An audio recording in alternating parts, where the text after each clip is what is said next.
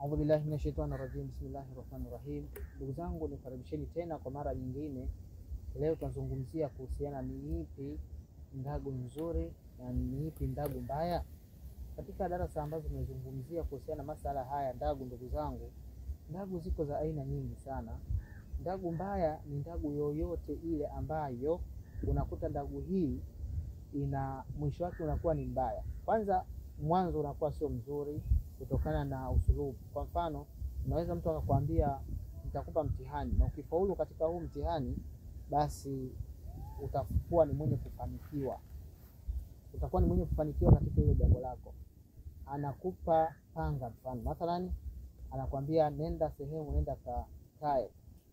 Hesabu mnyama atakaye kuwa anapita kuanzia mnyama wa kwanza, mnyama wa pili, ule wa mnyama wa idadi kadhaa unamkata shingo. Tena unatakiwa ufanye haraka sana.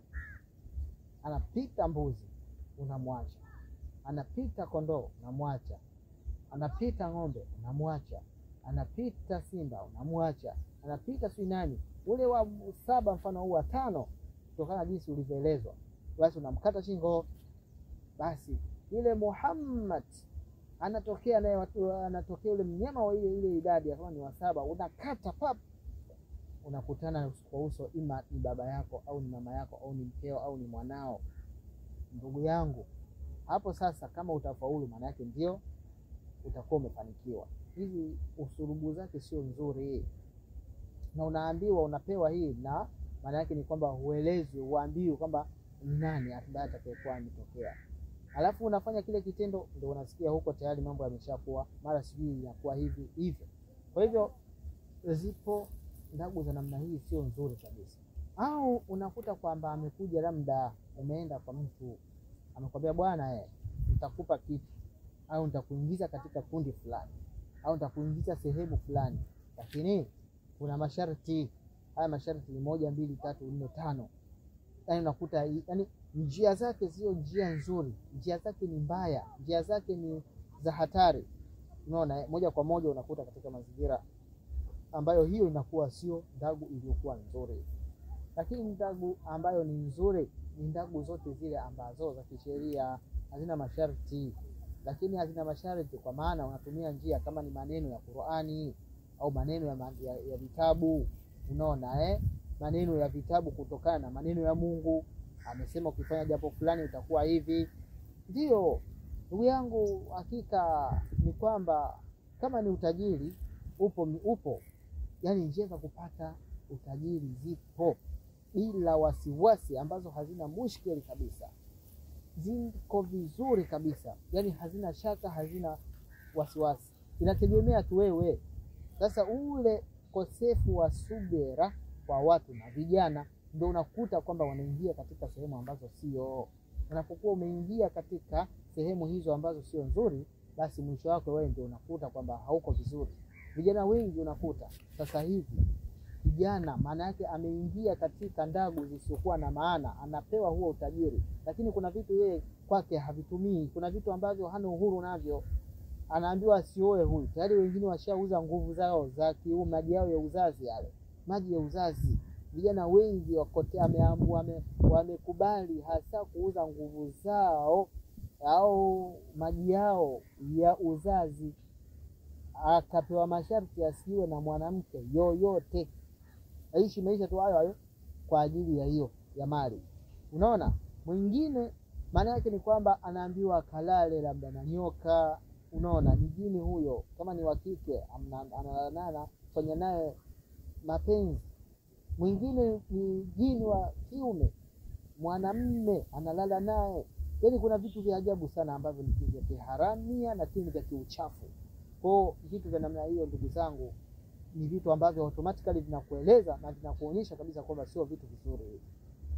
Lakini njia ambazo za kisheria ambazo ni nzuri, ambazo hazina mushkeli, utapata mali, utafurahi wewe na wazazi wako, utafurahi wewe na familia yako, utafurahi wewe na watoto wako, na kila mtu pia atafurahi katika hiyo mali.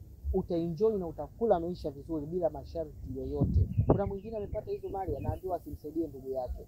Ni wangapi ana mali lakini mzazi wake mazingira aliyokuwa nayo ni mtihani. Sasa faida ya hiyo mali nini ndugu yangu?